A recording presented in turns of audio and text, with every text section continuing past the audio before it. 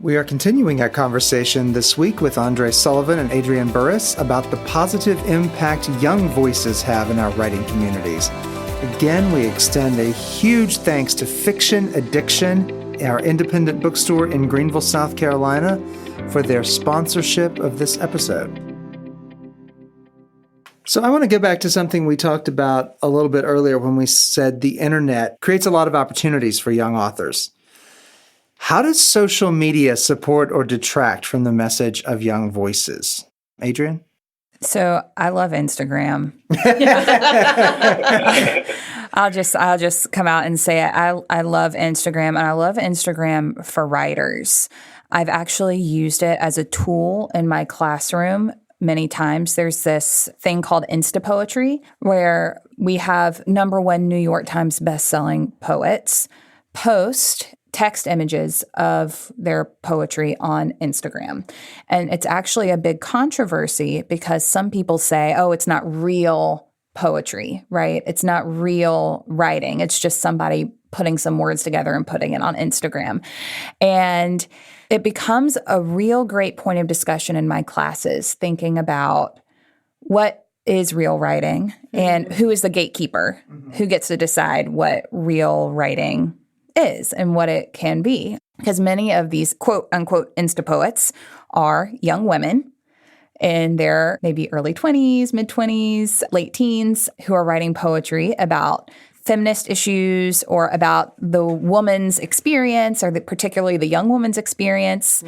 And it's just interesting to see who are the people deciding that their voices are and are not valid in this space. So anyway, Instagram is amazing for writers. I love it. Do I necessarily want my students on Instagram for 90 minutes during my class? No. But I do think it is a really interesting tool for exploring young writers and young voices and building that community of writers as well. You know, thinking about this, hashtags are 10 years old now. And I like Twitter. I don't even have an Instagram account, but I like Twitter and I like LinkedIn. But Twitter, of course, runs on hashtags. And there's a hashtag #amwriting. There's #amreading. There's several others that have to do with writing and reading. You know, and the idea is that they'll fuel our attention and they'll give power to the movement around writers. But I don't know if they do or not. But what do you think, Andre? What do you think social media supports and how does it detract from young voices? Definitely think it supports by, building that community. You're able to see like-minded individuals, take a look at their work, have something to, I don't want to say compare yours to, but, just have a point of reference. And that's always great to feel like you have a sense of community, people that you can reach out to. I do also feel like it detracts because it is social media. How much time are we spending on social media doing what we're supposed to do on social media? I'm normally just, scrolling, that thing of just having it in your hands and wanting to scroll. But I do enjoy using it for the benefit of, building that community. Like my first book tour that I put together myself, I had done all of that self-promotion through social media. And that was through, hashtags and reaching out to other bookstores and things of that nature and schools and teachers reaching out to me. So, it definitely has its benefits, but me being a young man who just, like Adrienne, I enjoy Instagram, I enjoy Facebook and Twitter. I'm normally just on it. It definitely has its defects. I'll give it that. Well, and I do love the idea that, and we talked about this with illustrations, picture tells 1,000 words. So sometimes having that catalyst, that representation can motivate with that. So, I guess there's our balance again, coming back into we can use it, but maybe keep it in some balance. So let's talk a little bit about writing. It does take time. It does take discipline. I have walked around my house writing some of these scripts because I just need motivation and I'm just, needing to get out of my head a little bit. Andre, have you been able to see a progression in your craft as a writer and speaker and a user of words? Yes, most definitely. It's been crazy, honestly, because I've only been writing for 3 years. And now I'm already trying to move into another field of writing. So like trying to write the show, I had no idea how difficult it would be. But it's been an amazing process. And just, me trying to push myself to those limits. Am I able to get this idea inside my mind as tangible as I possibly can? So reaching out to other writers, sending them my ideas, getting their feedback, that's been amazing. I love that part of the process. I believe it's the process and like rough drafts and redrafts that make something good. So that I really love that about it. And being able to see that progression, being able to track it, have that data, that's super cool. That's awesome. How about you, Adrienne? I think what's really changed the most about my writing over time is just my willingness to fail and my willingness to just write. Something I've recently started talking to my students about is how writer's block is a myth. You can always write something. It might be absolute crap, but you can always write something, even if you just start out by writing your grocery list to get into it. You know, there's always something you can put onto the page. And as I've sort of gotten more comfortable in my skin and written more and more, I've just become much more willing to just write, just put it out there and not stress out so much about making it perfect. I definitely remember being in high school and early on in college, being the type of student who wanted it to be perfect the first time. You know, I would work so hard on putting that first draft down and I'd be like, whew, all right, it's done now, not looking at that again. Or alternatively, I would put it down and then it would never be finished. And I would be up until 5 a.m, you know, being like, it's not done yet. It's not done yet. And something I've realized is, you know, it's never really going to be done until the time is up and the deadline has hit. And now, voila, it is done. That's right. That's right. Well, you talk a little bit about one of the amazing things about young voices is not having those filters, not having that burden of, oh my gosh, it has to be perfect. I really appreciate that. That's cool. It may not have to be perfect, but if you write for anyone besides yourself, you're going to face critique, right? Yeah, which is honest critique is often difficult to hear. And there was a book called Hardwiring Happiness, The New Brain Science of Contentment, Calm, and Confidence by Rick Hansen. And in that book, he shares ways to get past our brain's built-in urge to think the worst, right? He said, we've got a brain that's really good at learning from bad experiences, and it's relatively bad at learning from good experiences. The brain is like Velcro for the bad and Teflon for the good. How does constructive criticism help us improve as writers? Can you give some examples about that? Yeah.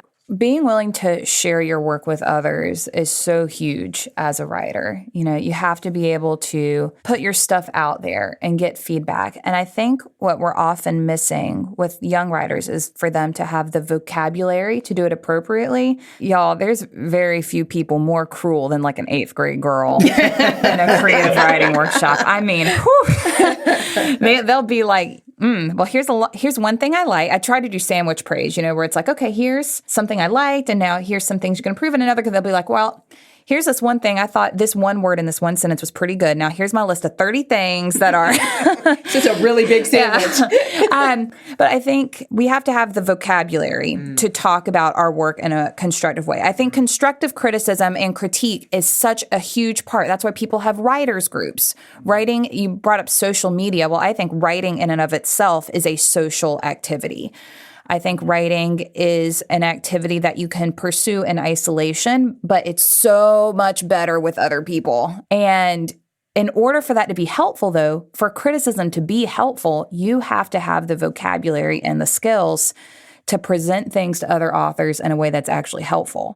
You can't just say, I like this and I don't like this, or this is bad, fix it. You know, there's a lot of nuance there, and also a lot of opinions, because there's some stuff that's been really well reviewed that I have not enjoyed personally. And so at the end of the day, it's not really about what you like and don't like that makes a critique. I thought that was interesting. I have had clients who will say that. Just make it better, or I just don't like it. And I tell them, that's fine. I'll fix this for you however you want. And then you need to find another writer. We end the contract, because if it's not that I don't want them to tell me something's wrong, it's that if all they know to say is just make it better, or I just don't like it. I don't know what you want. I'm not inside your brain, you know, and clearly you're not either, because you can't tell me what it is you want better or what it is you don't like. And someone else can come and give me 30 particular points. I mean, it's sort of annoying to go back and fix them or improve them. But at least I know which 30 points you want fixed or improved, and I can go do that. Yeah. The specificity is really helpful. And without that, The constructive part of constructive criticism goes away, if you ask me. Yeah. Andre, sorry, I just jumped in there. No, completely agree. Well, I've always heard the saying, pressure can make diamonds or bust pipes. And I think that that's a great metaphor for constructive criticism because, I mean, you can take those opinions with a grain of salt and actually try to apply it, or you could, just take it and let it defeat you, let it continue to beat you down. I think that being open to criticism is extremely important. Like my niece, the character in my books are based off my niece. So none of the drawings, none of the storyline goes to my publisher without running it through my niece. My niece is 10, and she's extremely critical. And to a certain extent, I really appreciate her for being that way because, I mean, to a certain extent, these are her life rights. And I'm using her story to try to find that common ground with a lot of children in the world. So, I mean, having her to say, why does this look like that? That didn't really rhyme. Or I'm just like, okay, now you're just trying to hurt my feelings. But I take those things and I try to apply it, and I want to make it better because I understand that it's because of her criticism that I'm going to try to push myself to like the furthest limits of my creativity and try to get that idea inside my mind as tangible as possible. It can totally bust pipes and make diamonds. I truly believe that. I love what you said about her asking you why is something like this. Because to me, that's the core of like a really strong, if you're going to do a feedback session in a writer's circle or something, is treating all the choices these kids are making just like that, like choices. And instead of saying this is empirically not good or this is empirically wrong, asking them, well, why did you make that choice? Why is this character like this? Why do you only have 2 periods in this paragraph? Are you trying to communicate something with the voice? What's going on there? Instead of just saying this is wrong or this is bad. So I love that she asked you why. Mm-hmm. Oh, yes, most definitely. Well, and I appreciate also, again, from what I'm hearing from both of you, is the idea of constructive vocabulary and critique. Those things can be taught. And I think that's an important thing because we may not all have that in our wheelhouse. We may not be able to articulate the why, but it's there. We just may not have the vocabulary to present that in a way that's constructive. So I really appreciate that idea. And I definitely can see that would be such a benefit even into adulthood, right? We want to not tell the person we're hiring to write copy for us, well, just make it better. How can we be critical thinkers when it comes to that? So I appreciate that. Andre, I know as a young person, what keeps you focused in pursuing your calling as we're talking about young people and what you're doing? What are some things that maybe you can talk about, some of the things that you use as your mission statement, your mottos? Those are all words for young people. What's something that you do that keeps you focused in pursuing what you're doing? Talking to my niece. From the day she was born, I knew that she was going to be just someone amazing.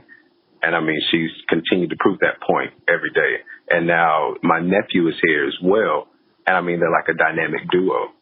So, I mean, seeing them and just watching them grow up and all of their imagination and how it just runs wild and how they're wanting to bring me their stories and like tell their friends, hey, my stories are just out here everywhere. I think that that's amazing. And how many people can grow up with that, saying, hey, my uncle wrote stories about me and they're all over the world. I want them to be able to keep that with them and carry that with them, take that joy and that light that they bring to people when they talk and when they interact and spread that all around the world. And I think it's the long-term goal that keeps me going because it's like that ripple effect. If I can do something so small right now, in 25 years, that ripple effect is a wave, I'll know that I've done something okay. I'd be content with that one ripple. So trying to have that lasting effect, Dr. Seuss, Eric Carle, I'd love to just be on the shelf there. That'd be amazing. Yeah. That'd be good. Yeah. That's exciting. How about you, Adrienne? And again, I maybe give you a little push on, you mentioned this a little bit earlier, talking about those students that might be marginalized, that may not be able to get that story out. Their story matters. Everyone has a story. So how about you? How do you continue to pursue that? Yeah, well, it's not always easy. There's this misconception that I can go in sometimes to a classroom. It's like a magician, like, oh, now all the kids are writing and it's amazing. And I've done a lot of workshops that are really hard, and they ultimately just don't go as I had planned. But there's always that one kid who will come up to me after I've done a session and say, oh my goodness, I didn't think I could do it. And look, I wrote 3 sentences today. And they're just so proud of themselves for those 3 sentences. Or with Greenville Wordsmiths, my nonprofit, we publish books written by young people.